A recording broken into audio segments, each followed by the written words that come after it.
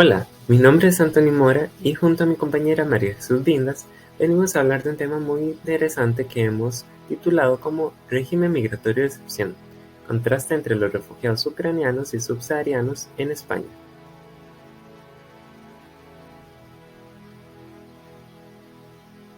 En primer lugar, debemos delimitar a quienes se les considera como personas refugiadas. En general, refugiados son las personas que se encuentran fuera de su país de origen por temor a la persecución, al conflicto, la violencia generalizada u otras circunstancias que hayan perturbado gravemente el orden público y que, en consecuencia, requieren protección internacional. La definición exacta del término refugiado se puede encontrar en el artículo primero de la Convención sobre el Estatuto de los Refugiados de 1951. Para efectos de interés, leeré textualmente el inciso 2 que dice que como resultado de acontecimientos ocurridos antes del 1 de enero de 1951 y debido a fundados temores de ser perseguida por motivos de raza, religión, nacionalidad, pertenencia a determinado grupo social u opiniones políticas, se encuentre fuera del país de su nacionalidad y no pueda, o a causa de dichos temores, no quiera acogerse a la protección de tal país, o que, careciendo de nacionalidad y hallándose, a consecuencia de tales acontecimientos, fuera del país donde antes tuviera su residencia habitual, no pueda, o a causa de dichos temores, no quiera regresar a él. Debemos resaltar que la definición de refugiados que incluye este artículo menciona a las personas apátridas, que en pocas palabras son quienes, por diversas circunstancias, no tienen una nacionalidad legalmente reconocida.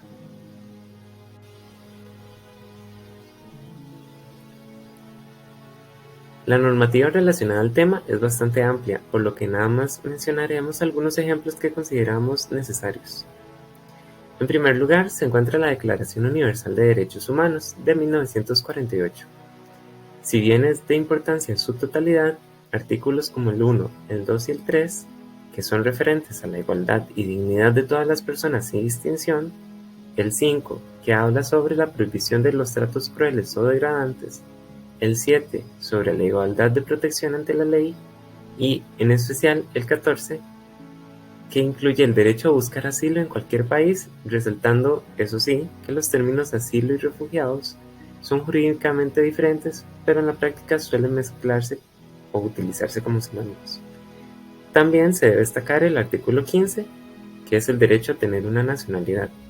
Todos estos artículos son especialmente relevantes desde la perspectiva de las personas refugiadas, cuyos derechos son mucho más vulnerables. Por otro lado, el Pacto Internacional de Derechos Económicos, Sociales y Culturales y el Pacto Internacional de Derechos Civiles y Políticos son igualmente importantes y de manera breve se puede decir que siguen la misma línea de lo que hemos resaltado en la Declaración Universal de Derechos Humanos, solamente que en materias más específicas. Posteriormente se encuentra la Convención Americana sobre los Derechos Humanos, también conocida como Pacto de San José. De aquí se destaca el artículo 22, en cuanto contempla el derecho a recibir asilo y la prohibición de ser expulsado en caso de que exista algún riesgo, así como la prohibición de la expulsión colectiva de extranjeros. Por otro lado, tenemos la Convención sobre el Estatuto de los Refugiados de 1951, que este es uno de los más importantes por ser la base del tema. Contiene disposiciones variadas respecto a la prohibición de la discriminación de toda clase, el derecho a la justicia, la protección en cuanto a los derechos de trabajo, vivienda, educación, seguros sociales, libertades, cooperación internacional, entre otros aspectos. En especial, impone la prohibición de sancionar a los refugiados que se encuentren ilegalmente en un país, expulsarlos o devolverlos, lo cual es solo permitido en casos excepcionales. Otra normativa importante, pero que por cuestiones de tiempo solo mencionaremos, es el Protocolo sobre el Estatuto de los Refugiados de 1967, la Convención sobre el Estatuto de los Apátridas, la Convención de los Derechos del Niño, el Protocolo Internacional para prevenir, reprimir y sancionar la trata de personas, especialmente de mujeres y niños, las recomendaciones número 86 y 151 sobre los trabajos migrantes, y la Convención sobre la eliminación de todas las formas de discriminación contra la mujer. Toda esta normativa es de una u otra forma relacionada a este tema.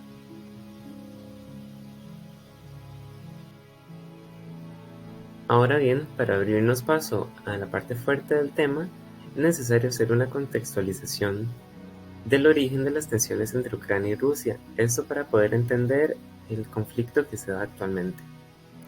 Debemos mencionar que Ucrania es un estado sumamente joven, pues su independencia se dio en 1991. En 1994 se suscribió el Memorándum de Budapest sobre garantías de seguridad. Este es un acuerdo inicialmente firmado por Rusia, Estados Unidos y Reino Unido, los cuales se comprometían, en resumen, a abstenerse de coaccionar económicamente, amenazar o utilizar la fuerza en contra de Ucrania, así como a reconocer su independencia y soberanía. Al mismo tiempo, Ucrania se comprometió a adherirse al Tratado de No Proliferación de Armas Nucleares y también se comprometió a devolverle a Moscú las armas nucleares que tenía en su poder, completándose esta desnuclearización en 1996. Sucesos como las protestas conocidas como el Euromaidán, que sucedieron a finales del año 2013, la que Ucrania refirió como la primera violación al Memorándum de Budapest a inicios del 2014, cuando Crimea se anexa a Rusia, el inicio de la guerra de Donbass, igualmente en 2014, y el despliegue de tropas rusas en las fronteras de Ucrania a lo largo del año 2021 son antecedentes claros de la invasión y ataques por parte de Rusia a Ucrania desde febrero del 2022.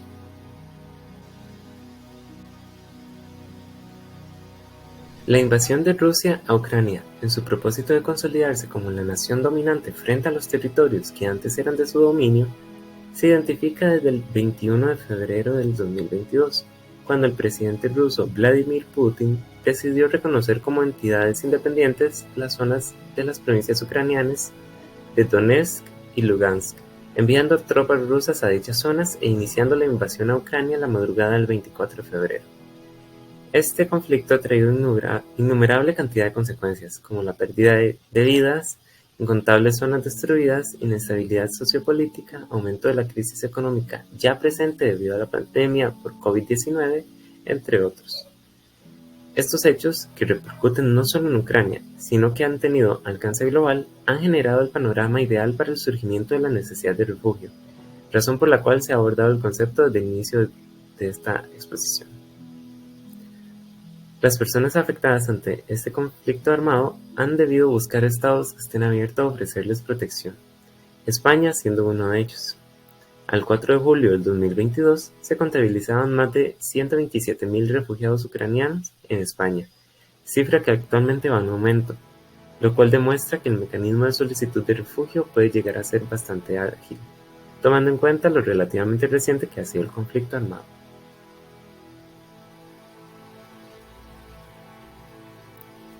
Una de las razones de esto es el sistema en el que se desenvuelven ambos países, la Unión Europea, la cual facilita la coordinación, el viajar sin necesidad de visado, por mencionar algunos ejemplos.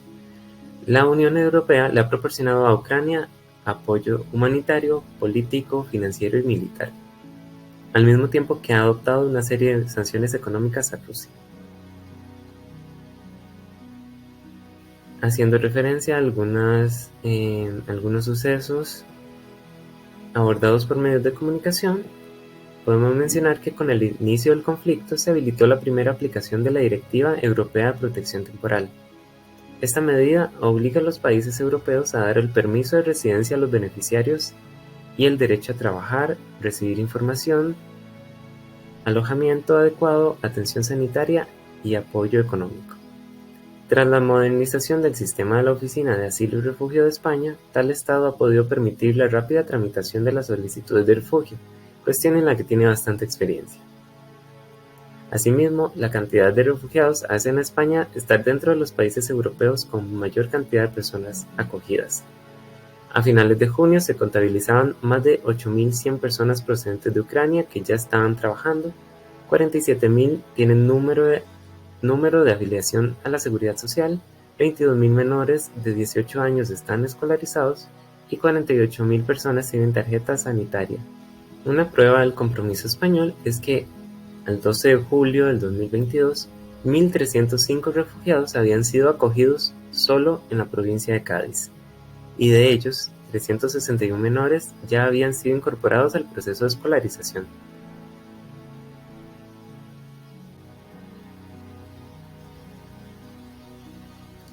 El compromiso de España ha sido correspondido por los refugiados ucranianos, aunque esto no quiere decir que todo sea perfecto. Castilla-La Mancha ha acogido a más de 2.000 ucranianos. Muchos de ellos alaban el apoyo de los vecinos, pero se enfrentan a la barrera del idioma, la falta de transporte y las trabas burocráticas para recibir ayudas. Recientemente, el no poder dar abasto con la acogida de refugiados, la falta de coordinación entre los órganos gubernamentales y también la añoranza de las personas refugiadas hace cada vez más difícil responder a las necesidades más urgentes. Apuntar a las dificultades no quiere decir que todos los esfuerzos sean en vano. Al contrario, por supuesto que se reconocen todos los logros alcanzados para intentar atender a los refugiados ucranianos de la mejor forma posible. Sin embargo, parece ser que no siempre se puede atender a todos de igual manera, tal y como veremos a continuación con la compañera en el caso de los refugiados subsaharianos que intentan llegar a Melilla.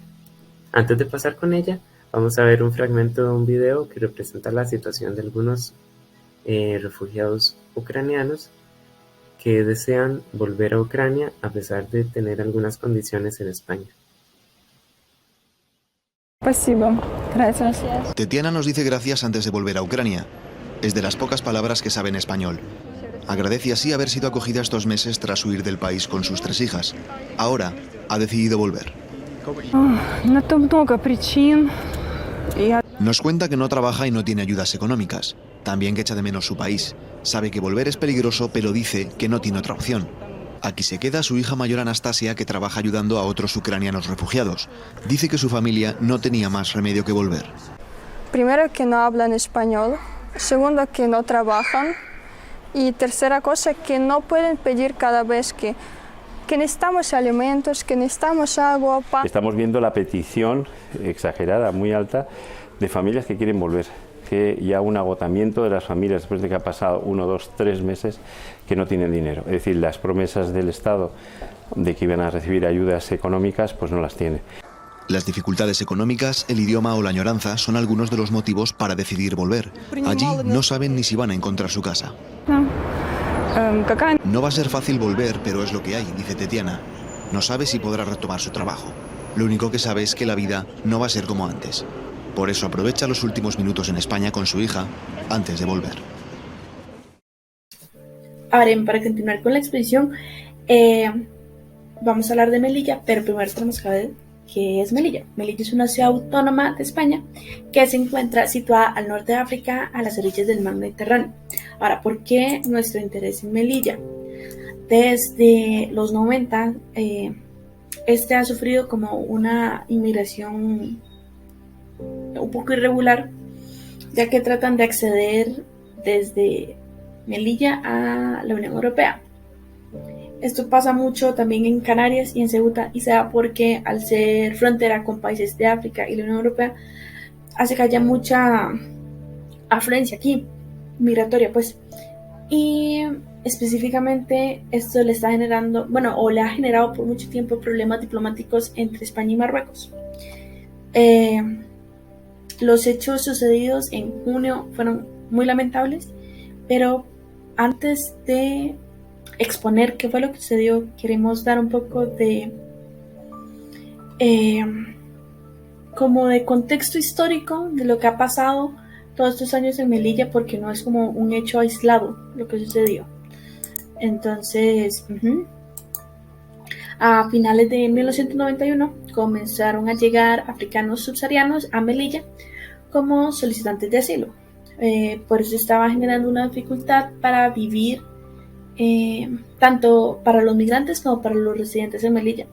Tras muchas protestas y movilizaciones de parte del colectivo inmigrante, diversas intervenciones de las delegaciones de gobierno y las presiones recibidas, la administración central decide la salida paulatina de todos los que se encontraban en Melilla, de manera que entre octubre de 1992 y noviembre de 1993 pudieron ser trasladados a la península todos los extranjeros.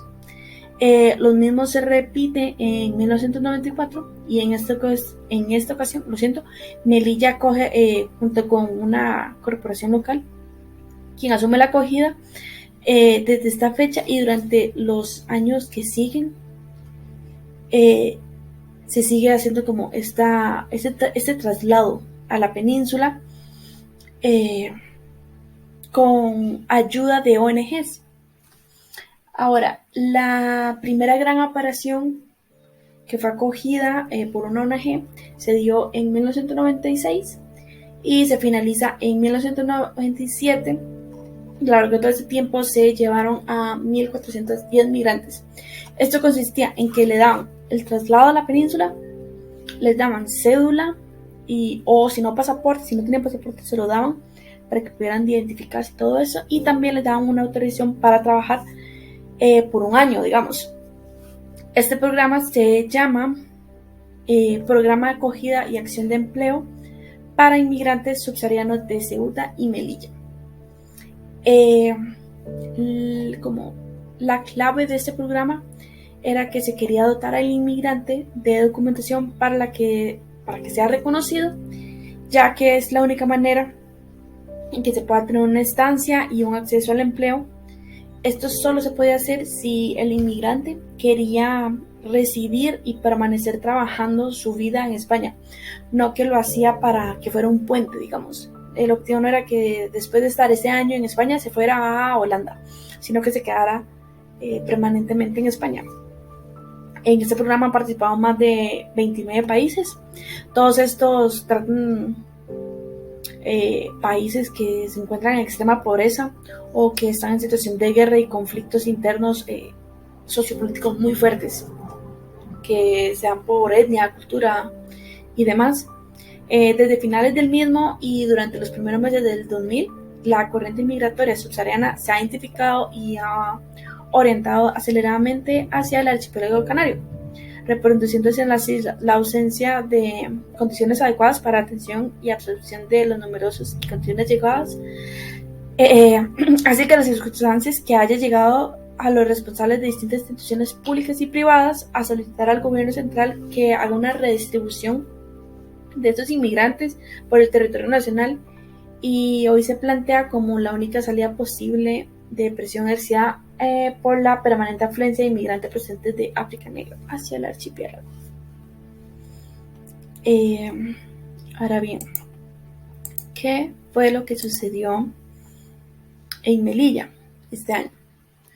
El 24 de junio, casi 2.000 personas, la mayoría de origen sudanés y sur-sudanés, intentaron escalar las vallas que miden entre 6 a 12 metros, que separan el territorio marroquí del español. Las autoridades marroquíes afirman que algunos hombres estaban armados y eran violentos y que murieron por una estampida o tras caer al tratar de escalar la valla. Lo que pasa es que hay videos donde muestra que no es todo lo que dicen los lo siento, no es todo lo que dicen las autoridades, porque los videos muestran a la fuerza de seguridad marroquí haciendo un uso excesivo de su fuerza, que le están dando una paliza, y los guardias españoles, están también lanzando gas lacrimógeno. Las imágenes y los videos que se muestran en internet se ven que la seguridad marroquí está golpeando a hombres que evidentemente están heridos y ya están en el suelo, y a otros agentes también que agarran y empiezan a apilar a las personas. Este hecho, según las autoridades marroquíes, solo habían 23 muertos y 200 heridos. Sin embargo, Human Rights Watch menciona que por toda esta situación se está exigiendo una investigación independiente e imparcial, capaz de que determine lo ocurrido y quiénes son los responsables de tales pérdidas, con el fin de garantizar una rendición de cuentas y una justicia para las familias de las víctimas. Entonces, todo esto, ¿por qué? Es porque hubo demasiadas irregularidades como con lo que decían las autoridades y lo que en realidad pasaba. Sunderland, que es directora asociada para Europa y Asia Central de Human Rights Watch, menciona que los funcionarios de España, Marruecos y la Unión Europea deberían condenar esta violencia y garantizar a las víctimas Eh, pues garantizar que las investigaciones sean efectivas e imparciales para lograr la justicia para las víctimas. Además, también el presidente de la Comisión de la Unión Africana menciona que se debe hacer una investigación inmediata y que recordó la obligación que impone el derecho internacional, que se debe tratar a todos los inmigrantes con dignidad y priorizar su seguridad y los derechos humanos, así como abstenerse al uso excesivo de la fuerza. Circulaba en ese momento. La información actual no es tan buena, digamos, pero en ese momento circulaba que las autoridades de Marruecos estaban organizando entierros masivos y apresurados. Entonces estaban haciendo fosas, lo que obviamente está haciendo, pues lo que hizo que la situación fuera súper preocupante. No solamente que ya el acto de tratar de cruzar la frontera había sido muy violento, sino que estuvieron tratando de hacer fosas y se descubrió porque habían imágenes satelitales que coincidían que este hecho en Melilla pasó el 24 de junio. Había una imagen satelital el 23 que no habían fosas en Nador, lo siento, y el 26 de junio habían aproximadamente unas 10 fosas individuales que estaban recién excavadas para poner los cuerpos de las personas. Entonces, Human Rights Watch vuelve y menciona que es de vital importancia que las autoridades marroquíes hagan todo lo posible por preservar los cuerpos de una manera digna y adecuada para permitir las autopsias y la verificación de la causa de su muerte, para que puedan ser relevantes para la investigación, y también indica que corresponde a Marruecos el organizar el traslado de los fallecidos a las familias correspondientes para que se puedan cumplir sus deseos, y que los sobrevivientes a este hecho se merecen una atención sanitaria adecuada y un acompañamiento psicosocial. Además, menciona que cualquier investigación creíble sobre lo ocurrido debería contar con la participación de expertos y observadores internacionales para mejorar tanto en la práctica como en la percepción, la imparcialidad, la independencia y la eficacia. Todo esto se dio, digamos, las autoridades locales al final dijeron que solo habían 23 muertos. La Asociación Marroquí de Derechos Humanos lo elevó a 27. Y Caminando Fronteras, que es una organización española que ayuda a los inmigrantes, mencionó que habían 37 personas que perdieron la vida. Esos eran como los números que estaban rondando cuando salieron estas noticias, digamos. Y a ver, hay algo que es lo que pasa en las fronteras con España, que se llama un rechazo de fronteras. Entonces, la Guardia Civil Española devuelve a cientos de personas que habían conseguido escalar la valla de Melilla y ya estaban en territorio español. Los devuelven y, como según los datos, devolvieron como unas 500 personas y solo se pudieron quedar como en territorio 133. Entonces, el Ministerio de Interior confirma que se produjeron rechazo de frontera sin especificar cuántos. Ese fue el reporte que dio ellos. El problema es que rechazo de frontera es el término, digamos, si se busca el término de rechazo de frontera, se entiende como las devoluciones calientes en la legislación española. Entonces, a través de las puertas de las vallas que rodean, como tanto pasa en Melilla como en Ceuta, pasa exactamente en los mismos lugares, devuelven a la gente sin ningún procedimiento, sin ninguna posibilidad de solicitar asilo. Estos se dan a las personas que, por lo general, o sea, el punto es que llega tanta gente que quiere llegar a Melilla porque los están abusando en sus países, no tienen derechos humanos, hay un conflicto político terrible, hay guerra, o sea, están huyendo de sus países porque ocupan una mejor vida y porque la necesitan, y simplemente después de todo el viaje, digamos, estos en Melilla, específicamente el 24, la gran mayoría de las 2.000 personas que eran, la gran mayoría eran sudanesas y sudanesas, y vienen de un conflicto, vienen de muy largo para tratar de llegar a Melilla, y después de un viaje muy peligroso, que pudieron pasar por demasiadas cosas, que hay gente que queda en el camino simplemente llegar a la frontera y que los devuelvan sin posibilidad de ningún asilo, a eso se le considera como devoluciones en caliente. Entonces, esta práctica viola el derecho internacional y lo que plantea la Unión Europea. En un video que está grabado desde el lado español, se ven de los agentes marroquíes estando en el lado español, están devolviendo a la gente a Marruecos, digamos. Amnistía Internacional exige al gobierno que deje atrás las políticas migratorias ambiguas, que pare las devoluciones ilegales sin frontera y que apuesten a proteger los derechos de estas personas, recordando la necesidad de establecer vías legales y seguras para que las personas migrantes y refugiadas no se jueguen la vida en viajes peligrosos, y lo importante que es combatir los discursos desmonizadores y criminalización de las organizaciones que trabajan con estas personas a la urgencia de una solidaridad europea. También en Melilla, desde antes de inicio de pandemia, estaba manejando súper mal la situación, los tenían en hacinamiento y no había una protección real. Y el centro de estancia temporal de inmigrantes de Melilla no está apta para recibir la gente y los mantienen como una plaza de toros. Entonces también es súper lamentable. Con la pandemia, Amnistía Internacional dio como un protocolo para que mejorara un poco la condición, pero ajá. Otro término importante en esta presentación es la frontera en vertical. La frontera en vertical de la Unión Europea es un aparato de control migratorio que se desarrolla como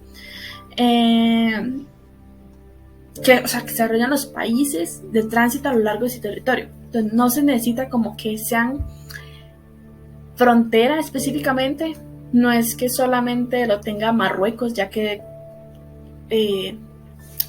limita, digamos, con España, sino que lo tiene también todos los países que se puedan como poner una barrera a llegar a Europa, digamos, por decirlo así. Entonces la Unión Europea combina varias estrategias para frenar y bloquear el viaje a los aventureros subsaharianos. Bueno, no sé si había dicho, pero el término subsahariano se refiere a todas estas personas que vienen de países que no tienen frontera con el mar Mediterráneo. Entonces, la estrategia que tiene para frenar son dos. Por un lado está la estrategia de securitización, que se basa en 2 puntos. El primero es el discurso del miedo, que se dice que con herramientas como la criminalización del otro, como el migrante es el peligroso, el que viene a saltavallas, es violento con la policía, trae herramientas, todo ese tipo de cosas.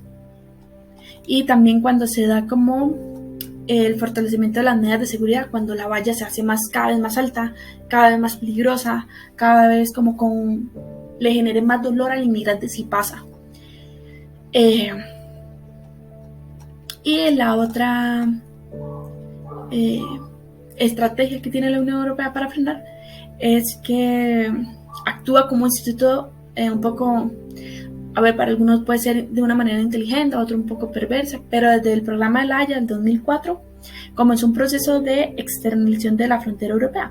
O sea, en otras palabras, se dio el control de sus fronteras a países de mayor tránsito migratorio ubicados afuera de las fronteras de la Unión Europea, sea Marruecos, Turquía, Libia, Túnez, Mauritania. Y a cambio de esto, le dan sustanciales acuerdos económicos que tienen un concepto corporativo al desarrollo. Entonces, por eso se ha creado una frontera vertical en los países de tránsito para los aventureros. Entonces, este aparato de control migratorio que desarrollan los países transitorios a lo largo de este territorio se da por medio de operativos, retenes, detenciones, demás cosas. Tanto la frontera vertical y la securización se tienen que ver como una medida simultánea que está haciendo que frenen a los migrantes, que hace que que se queden y no puedan llegar como al destino, lo que plantean. Es claro como el objetivo que tiene es un bloqueo al viajero y que queda atrapado en estados tapón. Ajá. Por otro lado, otro tema que es como impactante es que criminalizan quienes ayudan a las personas migrantes. Tanto los gobiernos europeos como las instituciones europeas han sido criminalizando a personas u organizaciones que trataban de presentar ayuda a las personas migrantes. En los últimos años se ha venido desplegando una serie de medidas restrictivas, sancionadoras y punitivas contra personas y grupos que defienden los derechos de la población en movimiento, con medidas como utilizar normas de inmigración y lucha contra el terrorismo para restringir inmediatamente el derecho a defender a los derechos humanos. En toda Europa se ha procesado y hostigado a gente por actos de solidaridad con personas refugiadas, solicitantes de asilo, migrantes, como proporcionan ropa de abrigo, digamos, ofrecen refugio, salvar vidas en el mar, demás cosas. Los propios estados lo están haciendo, es castigar a quienes se ofrecen a este tipo de ayudas, y además los gobiernos europeos hacen que las personas en movimiento corran a un peligro mayor. Y las autoridades españolas han hecho un uso indebido en normas administrativas para restringir las operaciones de salvamento en barcos de ONGs y amenazan con multas hasta de 900.000 euros. Luego, otro aspecto impactante en el caso de Melilla de junio pasado es la posición del presidente del gobierno español. Melilla tiene un presidente, pero se podría decir que, o sea, a lo que tengo entendido es como, digamos, como un alcalde. Lo podríamos ver así. Creo que es eso. Pero digamos, el presidente español, Pedro Sánchez, es el que tiene que salir como a la cara de los medios a dar su opinión.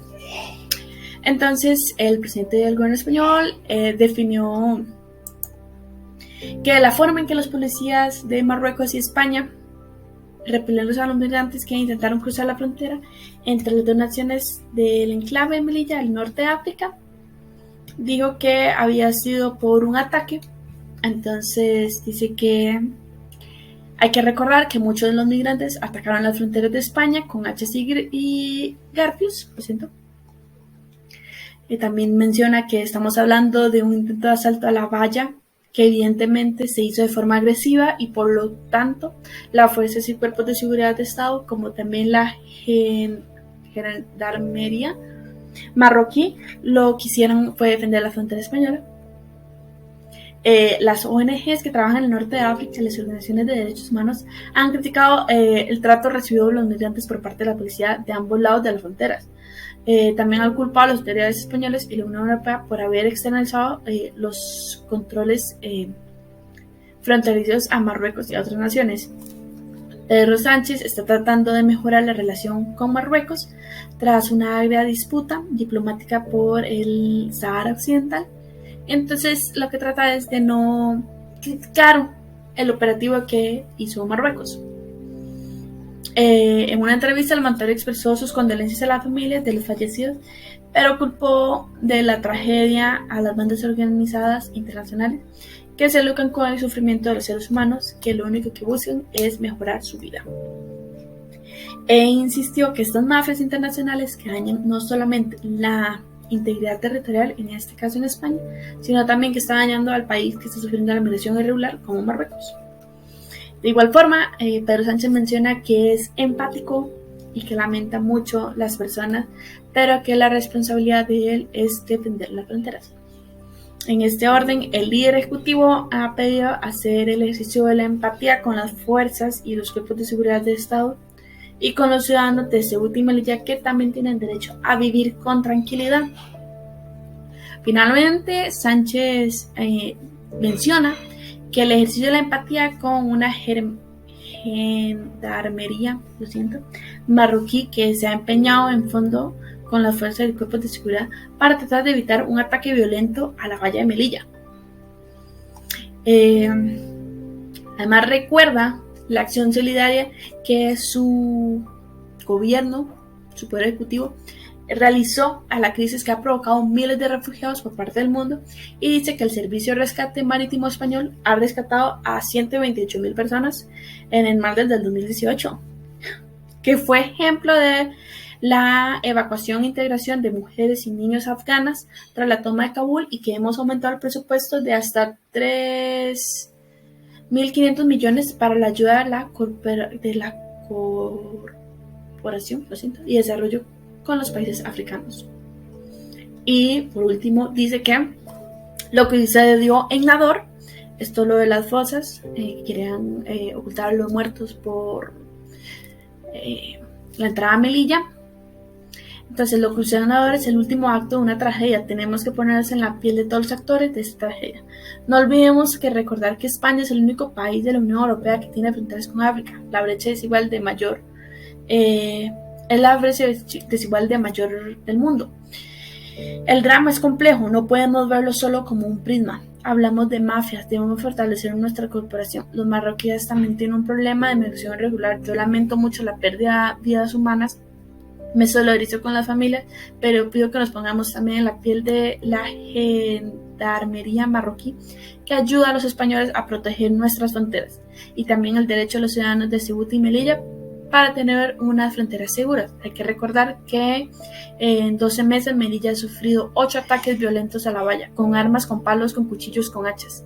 España tiene el deber de salvaguardar la integridad territorial.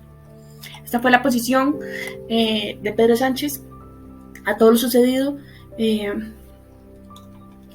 sobre el uso excesivo de la fuerza, las muertes, las fosas, y cómo se trataron a los refugiados e inmigrantes que están pidiendo asilo.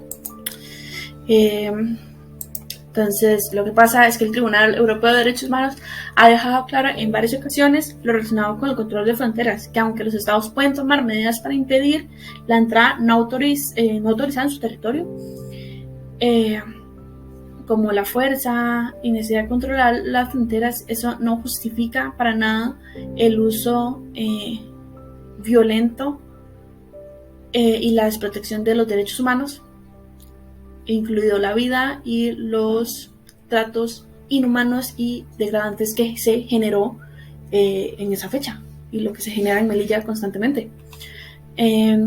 Menciona Human Rights Watch, pues, que al otro lado de Europa los refugiados ucranianos son acogidos con ración y con los brazos abiertos, pero que aquí y otras partes de las fronteras europeas vemos un desprecio total por las vidas de las personas negras.